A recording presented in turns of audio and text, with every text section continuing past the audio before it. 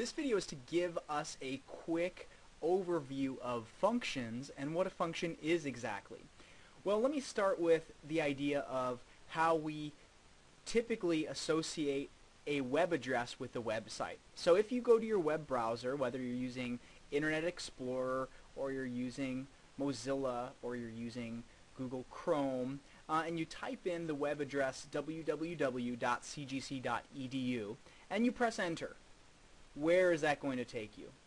Hopefully, it's going to take you to the CGC homepage. Now, why do I ask you this question? Well, suppose that you typed in a web address and instead of taking you to one homepage, it actually said, hey, where do you want to go? Do you want to go to Chandler or Gilbert? Do you want to go to your Facebook? Do you want to go somewhere else? Well, then what would be the point of the web address if that input that you typed in didn't give you one output page? You probably wouldn't be too happy with that. Well, that's the motivation behind functions. That's why it's so important in a lot of applications to have one input linked to just one output. So that is exactly what a function is. Each input, or what we call independent variable value, has exactly one output, the dependent value. And a lot of times we say the dependent, or the output, depends on the input. Well, that should make sense because the output is the dependent. So if you are a dependent in your family, that means that you depend on your parents. And your parents are independent because they don't really need you to contribute to the income, typically. So each input value has exactly one output value. Okay, well, let's suppose that it's linked this way. So here are a set of inputs, here are a set of outputs, and let's say 5, if you input a 5, you get an output of 7. If you input a 3, you get an output of 2. If you input 7.4, you get an output of 7. And if for an input of 2, you get an output of 8. Okay, so every input has one output. And we see that because basically there's only one node here. There's only one line coming off of each input. So 5 is only linked to 7. 3 is only linked to 2. 7.4 is only linked to 7. And 2 is only linked to 8. Now, a lot of people have a problem with this. They say, well, wait a minute, but each output value, some output values have more than one input.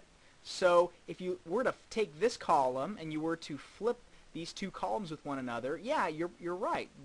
If these were the inputs over here, then 7 actually has two nodes. It goes to 5 and it goes to 7.4.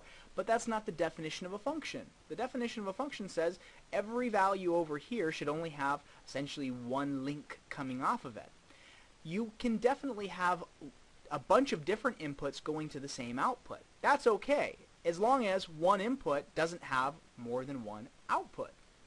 So it doesn't need to go both ways. There doesn't just need to be one line coming off of each number from the output side, but it certainly does need to be the case from the input side. The other the typical challenge with identifying functions is, let's suppose that we have something like height and arm length. Well, let me back up here for just one second. So we called these x and y.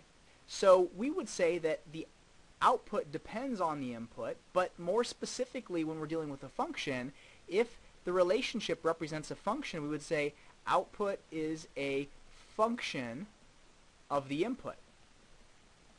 And that all that means to us is that precisely that every single input has only one output value. This is a function of, that's a very generic phrase. And anytime you have an output value, we always say output is a function of input. Always, always. That's just the way it works. That's just sort of the way we say it. It's sort of like a lot of expressions that we use that don't make a whole lot of sense, like let's get back to the grind. Well, you're not actually grinding, you're just getting back to work. It's just a phrase. Same thing here.